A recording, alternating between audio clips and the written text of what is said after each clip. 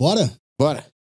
Paulitos, como Thiago, vai? Tudo ótimo. Melhor agora. A última vez que nos vimos foi uma noite de karaokê, que o senhor deu um show inesquecível. Você chegou tímido, lembra disso? Eu só não lembro a música.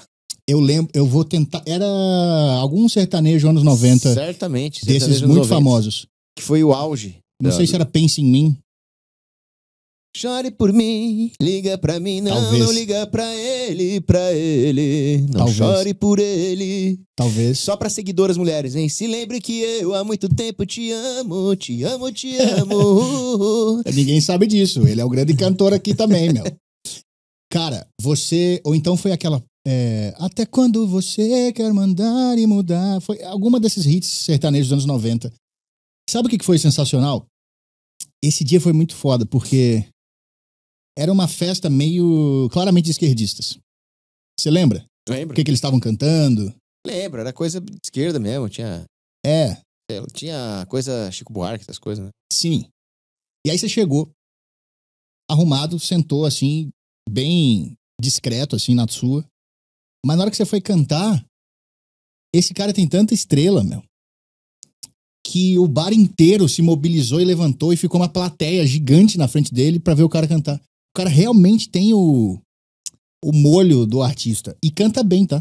Afinado. Mas eu acho que os esquerdistas que estavam lá não sabiam quem era eu, né? Então, você lembra que quase deu uma treta? Lembro. Mas era um grupinho, né? Então, mais ou menos. Eu acho que tava todo mundo junto, na real. Sabe o que aconteceu? Em algum momento, eles não estavam só cantando as músicas. Eles estavam cantando e dando uma alfinetada no final. Sim, Fora falando mal do Bolsonaro, fascismo. Fora Bozo. Fora Bozo, fora fascismo. Eles gostam de politizar. Ou seja, eles não iam falar isso à toa. Eles não estavam falando isso quando a gente chegou lá e a gente estava só sentado. Depois, eu acho que eles reconheceram você por isso. E aí Porque começaram a provocar. a partir de um ponto, eles começaram a provocar no final das músicas.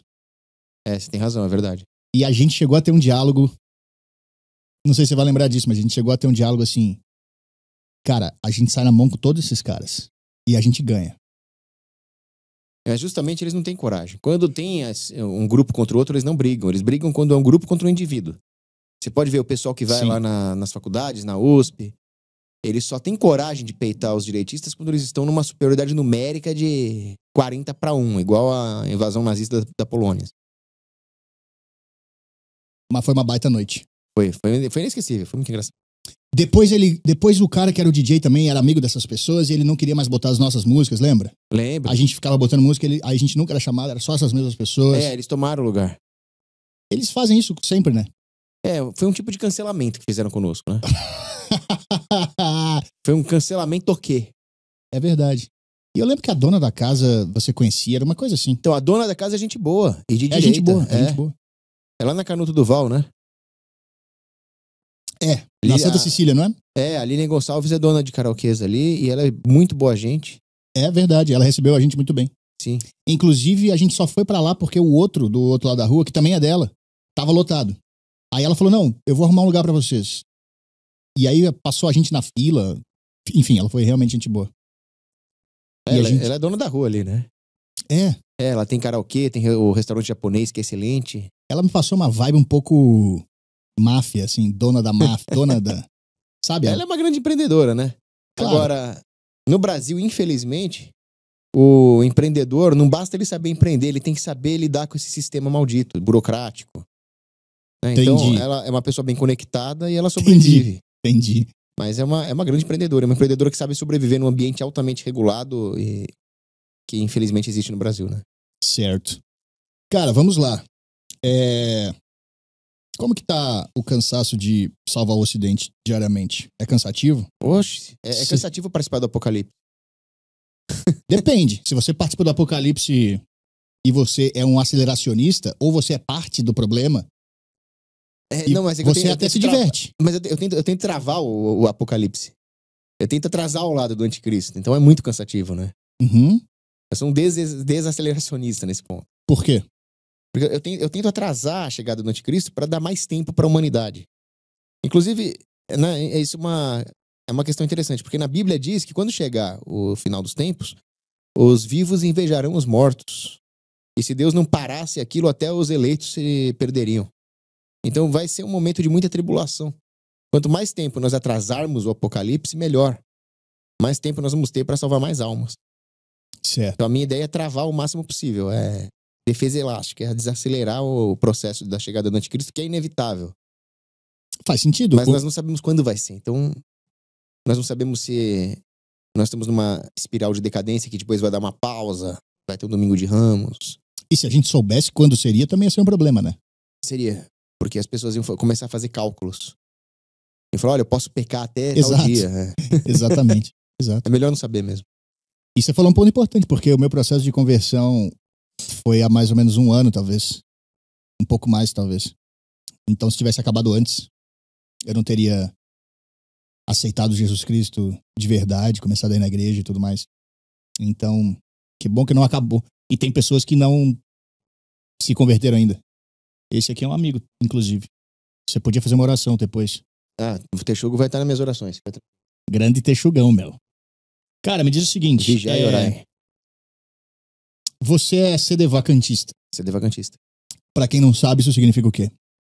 O sedevacantismo é uma posição dentro da fé católica. Então, tomem cuidado, porque muita gente vai falar, o sedevacantista não é católico, é uma heresia, é uma seita, não é nada disso. Eu mesmo não falo isso dos novos ordistas, do pessoal que não é sedevacantista. A posição é a seguinte, existe uma crise dentro da Igreja Católica. Algumas pessoas, inclusive, falam que a Igreja Católica está se adaptando aos tempos, mudando seus dogmas. E o Concílio Vaticano II, que aconteceu em 1963, ele mudou muitas coisas essenciais da fé católica de 2000 anos. Para começar, a Santa Missa. Eles mudaram a essência da missa. Mudaram a liturgia, mudaram a fórmula da consagração eucarística. Mas isso foi um processo ou eles mudaram em algum... Teve uma data isso, nesse rompimento? Não, eles mudaram com data. Isso foi uma ruptura. Houve um processo gradativo de infiltração maçônica na igreja, mas essas mudanças, que são mudanças proibidas pelos cânones, elas foram uma ruptura. E foi uma ruptura inválida e ilícita. Ou seja, algo que não veio da Igreja Católica verdadeira. Então, diante dessa crise, eu falo o seguinte, pela lógica, o cristão ele tem 3 posturas diante disso. O católico, né? Ele pode ir na onda e aceitar essas mudanças como se fossem verdadeiras. Então, eles acabam aceitando as heresias proclamadas pelos falsos papas.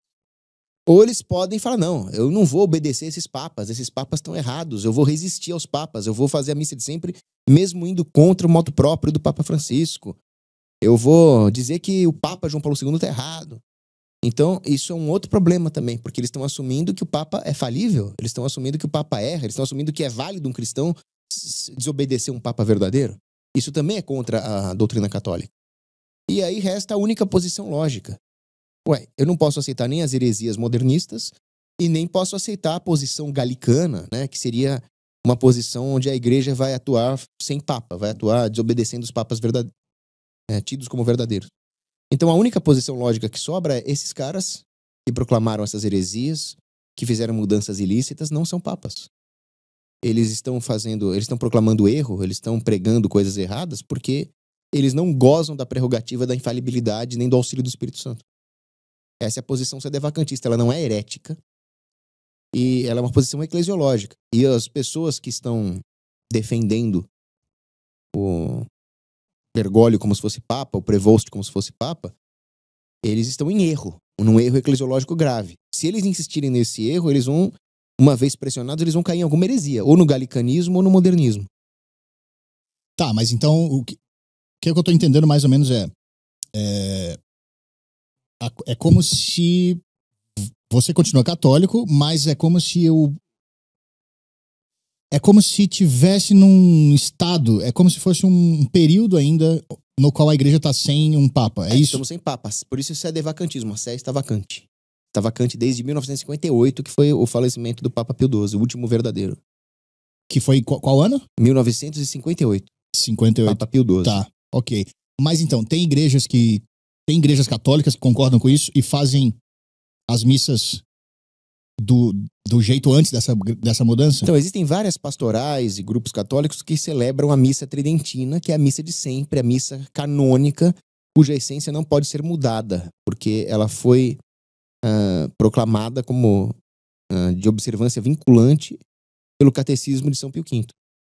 Então, aquele que mudar a essência da missa, o Papa São Pio V diz que está fora da igreja. Isso não significa que os ritos sui juris orientais, mas que estão em comunhão com a doutrina de sempre, não significa que eles estão fora da igreja, porque essas mudanças nos ritos orientais, sui juris, não mudam a essência da missa, não mudam a fórmula eucarística, não mudam o fato de que ali você tem um altar, não uma mesa, o sacerdote está de costas para a assembleia. Então, isso que é a essência da missa. Agora, tem alguns cânticos, alguns paramentos que mudam nos ritos orientais. Não tem problema, porque são mudanças acidentais. O que você não pode é mudar a essência, a substância da missa. E isso, lamentavelmente, aconteceu com a missa do Paulo VI, o falso Papa Montini, que chamou clérigos protestantes para montar o novo missal. E esse missal novo, essa nova missa, ela não é uma missa católica, é uma missa protestantizada. Então, isso é condenado pelo Papa São Pio V. Então, existem muitos grupos que celebram a missa tridentina. Só que qual é o problema? O problema é que a maioria dos grupos que celebram a missa tridentina, eles celebram a missa tridentina unida com o Papa Prevost, o dito Bento XIV, ou antes disso, Bergoglio, né? Só que isso é a mesma coisa que celebrar a missa unida com Edir Macedo, unida com o imã muçulmano. Então, como é que você celebra uma missa, o sacrifício incruento de Cristo, e oferece em comunhão com alguém que não é católico? Isso não é permitido. Você quer ir lá no culto do Edir Macedo, no culto do Miguel... lá, como é que é o... Aquele the King, the Power, né? Esse moleque é incrível, né? Vai lá, então. Né? Mas não é católico. Então, a missa verdadeira é aquela de sempre, a missa tridentina, celebrada sem união com hereges. Então, você tem que procurar uma missa tridentina não unacum. E aí existem alguns grupos que celebram, que são principalmente grupos sedevacantistas. Eu frequento o apostolado da Missão São José, do bispo Dom Rodrigo da Silva, que é espetacular o trabalho que ele faz. Outro dia eu frequentei uma missa também, essa é mais rara, porque é do Frei Tiago, ele mora na França, mas de vez em quando Deus nos dá a graça dele vir até o Brasil e celebrar essas missas. Então, é uma questão de procurar. E se não tiver? E se for longe demais, não tiver na sua região, aí você faz a santificação do dia de preceito, reza o seu terço, lê a liturgia diária. Boa. Faz o jejumzinho. Não se faz jejum de domingo, né? Mas nas sextas-feiras é bom fazer, por diante.